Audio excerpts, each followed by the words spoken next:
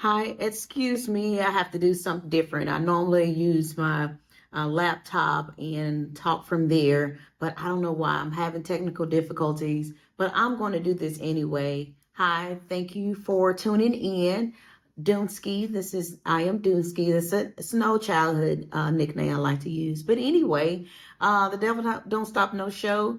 I'm doing a continuation of my podcast. Are you called to create or are you called to serve? So I talked about it on the first one. So I'm just kind of doing a part two very briefly, but I wanted to dive in a little bit closer into some Bible scholars, some people we know about, some that some people have not heard, to see if you call to serve, because I think that's what we're trying to see. We're trying to figure out in life, what's our purpose?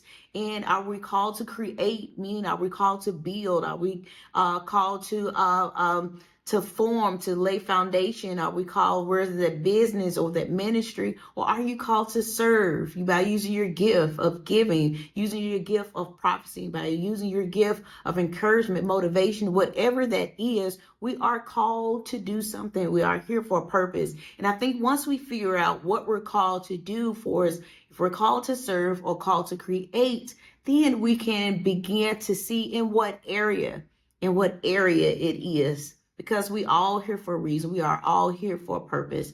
And let's dive into it. So there's three people I want to talk about in the Bible. That's Paul, that's Barnabas, and that's Aaron, right? So let's talk about Paul. Many of us know about Paul. That was Saul first, that, he was known as a Christian murderer, a Christian Christ believer murderer. That was his mission, and he was great at it. He was paid well at it, and he was on a mission. That's what he did. That was his calling, he believed.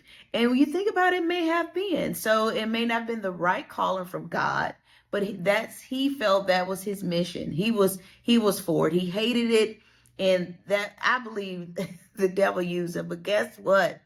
God said, listen, I can use this man. I see a lot in him that people didn't see. How, man, how great it will be for him to work for me, to talk to my believers, to talk to my people, to talk to my sons and daughters and win them over. So, as we all know, the road to Damascus led him to Christ. He once was blind, literally, and he began to see. So I'm just fast forwarding until now. God said, no, you share the gospel. You share and tell people about Christ. You share the good news and stop all of this. It's not going to be easy, but you're going to do it, and I'm going to use you. And guess what? God did use Paul. He was a creator. He was apostolic. So as a matter of fact, as he was going on the journey, he was trying to and wanted to be a disciple, Christ's disciple. Of course, the disciples was like, no, man, who, Paul, who? No, absolutely. No, and who is Paul? We knew Saul. Well, I've been, God gave me a new name. It's Paul now. Look, Paul, Saul, whoever you call yourself to be. No, and now you're a disciple. No, you're not one of us. You're not one of us. And I get it. I get it. I get what the disciples were saying and why they were saying it, because, Paul killed some of their people, the believers, other believers in Christ, family and friends, and they weren't about to, no, you're not coming with us. No, absolutely not. And then how we know this not faking, that you didn't come to kill me, can't come to kill us. So not only they didn't trust him, but they were scared of him, But, Paul went on anyway. Look, fine. He tried, but hey, it didn't work. So let's fast forward. So that's why I wanted to bring up Barnabas. Barnabas was sent to support and encourage Paul. So I want to talk about Barnabas. So even when Paul was going to talk to the disciples, right? So I'm scared. Listen, I'm going to my notes as well. When he was going to the disciples, Barnabas was around and said, look, hey, I get it. They're not going to listen to you, but stay encouraged. I'm going to be here with you. I am here for you. As a matter of fact, Barnabas' name means son of encouragement. So Barnabas was called to serve, while Paul was called to create, to lead. to build. Paul, in my belief, was almost like not only a pastor and a preacher, he was a bishop. Hey, he was literally building religious organizations, churches as he traveled. He was building, and then he had to go to the next. So anyway, so Barnabas was sent to his platform to help him build. Again, Barnabas was not called to create. Barnabas was called to serve beside Paul, to help serve his people. Barnabas believed in Paul, saw the change in him. Yes, he knew him, Saul, but he was like, oh man, yeah, he's the real deal. And Barnabas was called, and Barnabas vouched for Paul and said, look, I see your transformation. I believe you. And Barnabas took him with him to the apostles, to say, hey, he actually is the real deal. It may not seem like, I know he has a reputation, but Paul is for real. Paul is, he's a man of God. He's a man of faith, and he's different. He has been transformed. So, so later on, Barnabas served alongside Paul on his missionary journey, helping him spread the gospel. And even when I want to bring up, even when John Mark wanted to leave Paul behind, Barnabas was the one to say, hey, no, give Paul a second chance. Listen, let's give him a second chance. And it did, it helped. So through Barnabas lifting, encouraging, and believing in Paul, and lifting and encouraging in others, it helped Paul's ministry.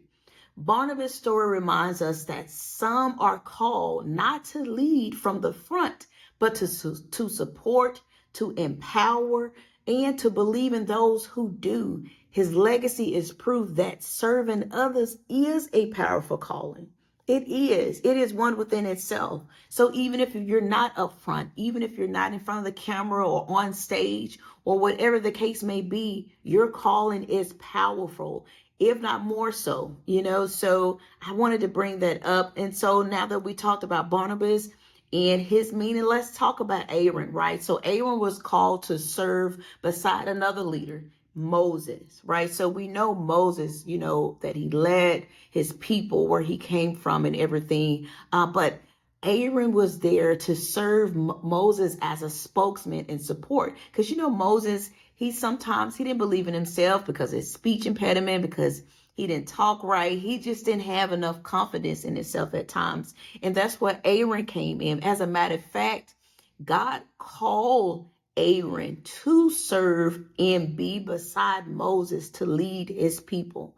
That was his calling. So Aaron wasn't called to lead the Exodus, but to fulfill and help the vision of Moses. God sent Aaron to help fulfill the vision of Moses. Isn't that something? Not to start his own business, to start his own ministry. You have people, oh, well, since Moses. And what I love about God, let's take this moment. God didn't say, well, fine, Moses not doing right, he's not talking right, I'm gonna replace him and do Aaron. He could have, but God said, no, I'm going to still use Moses in his story, but I'm going to bring Aaron to support his vision, to help him, to uplift him. And isn't that a beautiful God we serve? So I just want to point out the importance. So Aaron, he stood beside Moses before Pharaoh, spoke on his behalf, and later became Israel's first high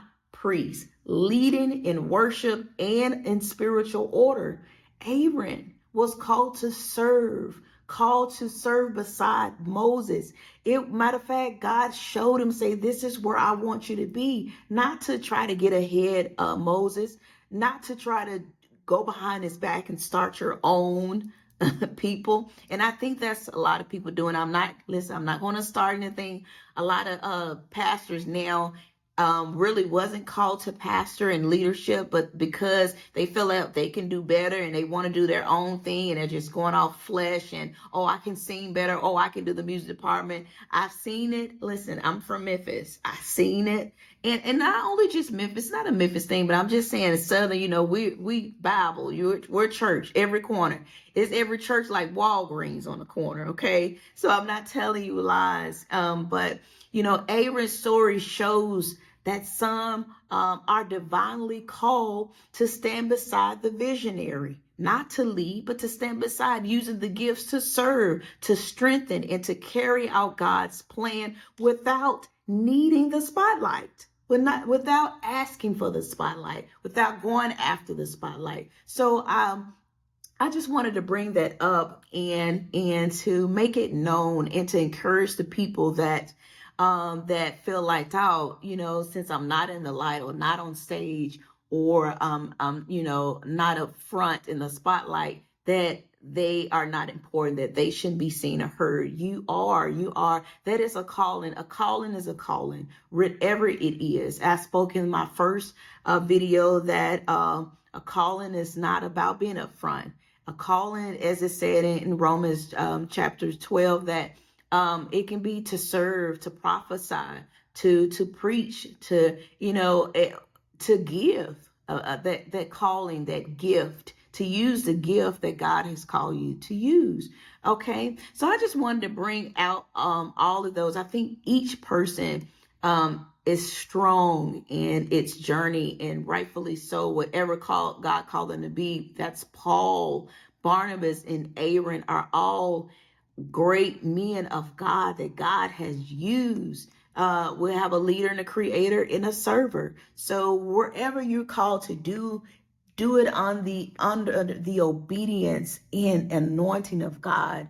If you're called to create, build, or to lead, whatever it is, do it under the leadership and honor of God, because that's what we're here, right? We're here to not only honor God, to live for God, but to share it with others, to lead them to Christ, so that they can live a godly and a life of abundance.